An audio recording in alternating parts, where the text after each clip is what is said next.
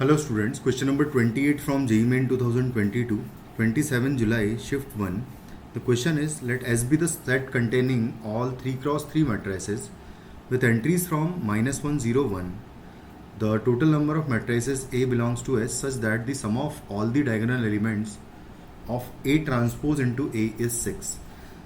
तो सपोज करते हैं कि A का वैल्यू अगर मान लेते हैं कि है A, B, C, D, E, F, G, H, I, कुछ इस तरीके से मान लो है। और अगर मैं A इंटू ए ट्रांसपोज ले लूँ तो मान लेते हैं कि A इंटू ए ट्रांसपोज का ही वैल्यू सीधा निकालूँ मैं मल्टीप्लिकेशन, तो इसी का ट्रांसपोज अगर ले लेते हैं तो हो जाएगा A, B, C यहाँ पर आएगा, D, E, F यहाँ पर आएगा और G, H, I यहाँ पर आएगा।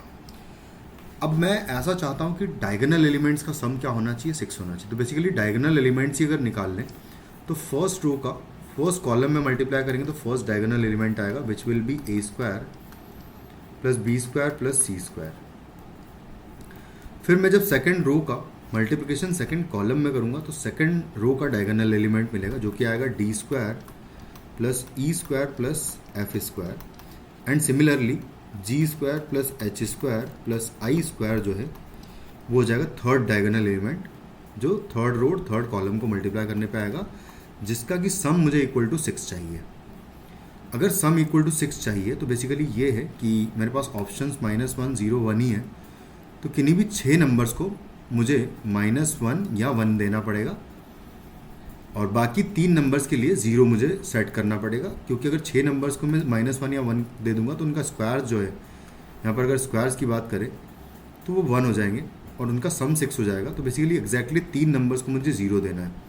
तो यहाँ पर अगर मैं देखूँ तो मैं टोटल 9 एलिमेंट्स है तो 9C3 से कोई भी 3 एलिमेंट सेलेक्ट करूँगा, इंटू 1 करूँगा मैं 1 में उनको मैं 0 वैल्यू असाइन करूँगा, इंटू बाकी जो 6 नंबर्स होंगे, बाकी जो 6 प्लेसेस होंगी बेसिकली उनके लिए मेरे पास 2 चॉइसेस होगी, या तो -1 या 1 में से कोई भी दे सकता हूँ। तो बेसिकली 2⁶ जो है मैं उनको वैल्यूज असाइन कर सकता हूँ। बस इसको कैलकुलेट कर लेते हैं तो ये हो जाएगा 9 फैक्टोरियल अपॉन, इसको ऐसे लिख लेते हैं, 9C3 का वैल्यू हो जाएगा 9 into 8 into 7 and divided by आएगा 3 factorial and 3 factorial basically 3 into 2 हो जाएगा।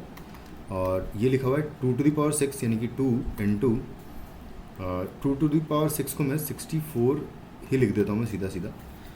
इसको कैलकुलेट कर लेते हैं, ये 2 4 टाइम्स कैंसिल आउट हो जाएगा यहाँ से और यहाँ ये 3 टाइम्स कैंसिल आउट हो जाएगा। तो बेसिकली आ जाएगा ये 3 इंटू 4 इंटू 7 और इंटू आएगा 64। तो बस अब इसको कैलकुलेट करना है मुझे मल्टीप्लाई करके, इन दोनों को मल्टीप्लाई करूँगा तो 28 256 हो जाएगा ये,